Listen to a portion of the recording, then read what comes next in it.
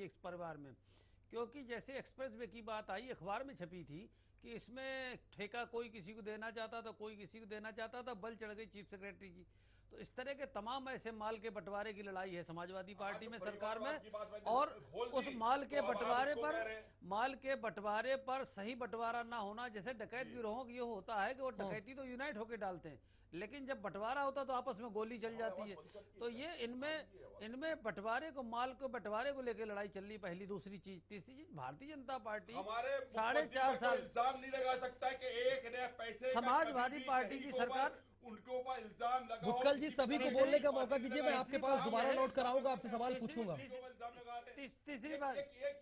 तीसरी बात यह है कि समाजवादी पार्टी के 4.5 साल के कुशासन को लेकर भारतीय जनता पार्टी जनता के बीच जाएगी। ये मुजफ्फरनगर दंगों से शुरुआत हुई, बुलंदशहर रेप कांड तक चली गई। ये सब सारे मुद्दे हम लोग इकट्ठे कर रहे हैं और कानून व्यवस्था के मुद्दे को लेकर हम जनता के बीच जाएंगे। तो यानी कानून व्यवस्था के मुद्दे को लेकर कितने बार पिटी, हेमंत तिवारी जी, मैं आपसे ये जानना चाहता हूँ, कितने आयोगों मनोज जी, ठीक है, मैं समझ गया आपकी बात, आप कानून व्यवस्था तमाम मुद्दों को लेकर जाएंगे। हेमंत जी, मैं आपसे ये जानना चाहता हूँ कि जो चीजें 2 महीने पहले या 3 महीने पहले थी समाजवादी पार्टी में, विकास को लेकर वो लोग बात कर रहे थे, वाकई जनता के बीच में उसका माहौल भी था।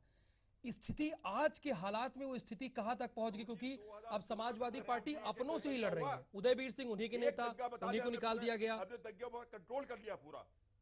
एक दंगा बता दे।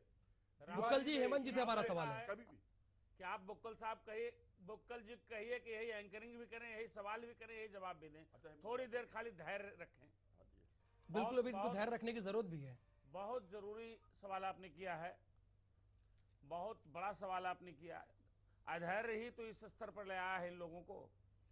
बहुत महत्वपूर्ण सवाल है। 2 या 3 महीने पहले उत्तर प्रदेश की जनता और उत्तर प्रदेश के अपोजिशन के पॉलिटिशियंस भी शायद भूल गए थे कि साल भर पहले, 2 साल पहले समाजवादी पार्टी या अखिलेश सरकार ने क्या गलतियां की थी, क्या कमियां की थी। क्योंकि प्रदेश के विकास की चर्चा गांव-गांव होने लगी थी।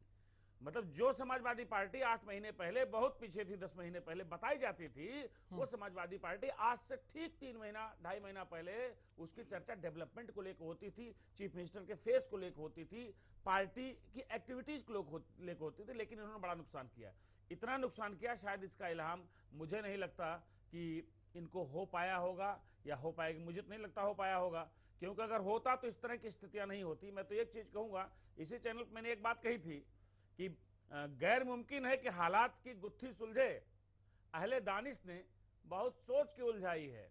जिसने गुत्थी उलझाई वो तो किनारे चला गया, लेकिन उसकी गुत्थी के बाद यहां से लोग गुत्थम गुत्था हो गए हैं।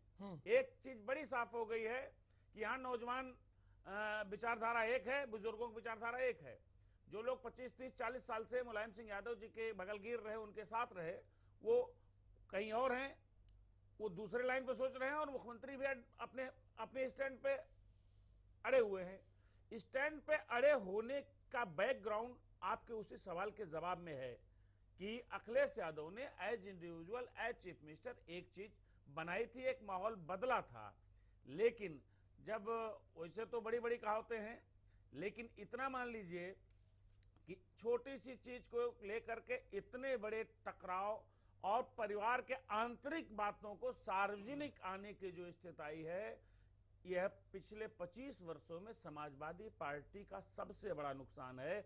और ऐसे वक्त पे नुकसान है जब समाजवादी पार्टी को अपने मतलब एक डिफेंडिंग चैंपियन को अपने अस्तित्व की परीक्षा देने का वक्त आया था और पार्टी ने बहुत कुछ सुधार लिया था।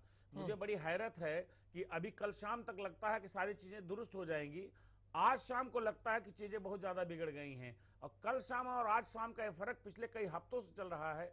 मुझे लगता है कि अगर ये बातें थोड़ी और ज्यादा गई तो अब इस बात में कोई शक नहीं कि इसका प्रत्यक्ष लाभ समाजवादी पार्टी के इस लड़ाई का एक परोक्ष लाभ बहुजन समाज पार्टी को मिल सकता है। आप देखिए, इनकी लड़ाई के बाद बसपा के नेताओं की टोन बदल गई, उनका अंदाज बदल गया, उनका कंटेंट बदल गया है। वो इसी पे फोकस कर रहे हैं। और फोकस क्यों न करें? क्योंकि पूरा उत्तर प्रदेश इसको देख रहा है।